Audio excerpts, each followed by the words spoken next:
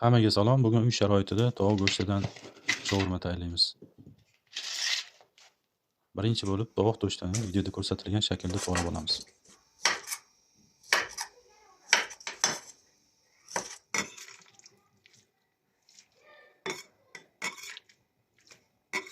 Go'shtni marinovkasi uchun 2 qoshiq mayonez solamiz. Xatodan foydalansangiz ham bo'ladi. Va 2 qoshiq soya sousi solamiz. O'zimiz yoqtirgan ziravorlardan solamiz. Akashni churug'i va ziradan foydalanamiz. Yarim soat go'shtni marinovka qilamiz va yog'ga yaxshilab qizartirib qovurib 15-20 daqiqaga yuvib qo'yamiz.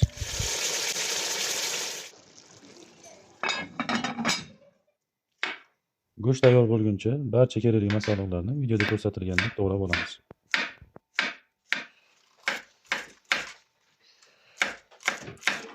Kartoshkani ko'lkadan chiqarib, qizib turgan yoqda qizartirib qovurib olamiz.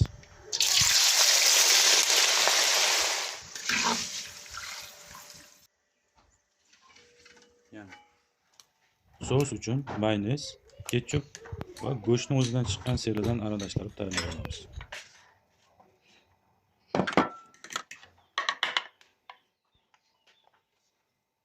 Lavash xamiriga tayyorlab olgan sosimizni surtib olib, barcha mahsulotlarimizni ketma-ketlikda solib olamiz.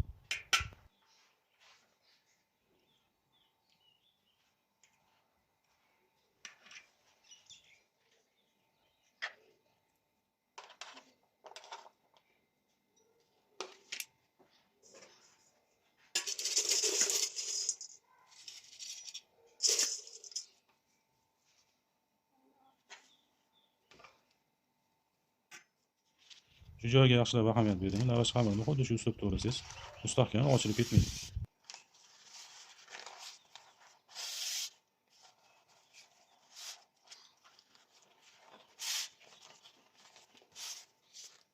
Tayyor bo'lgan lavashni tosterga solib pishirib olamiz. Toster yo'q bo'lsa, skоворodkadan foydalansangiz ham bo'ladi.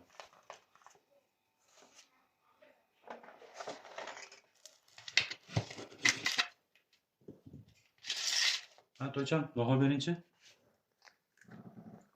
O'tazor.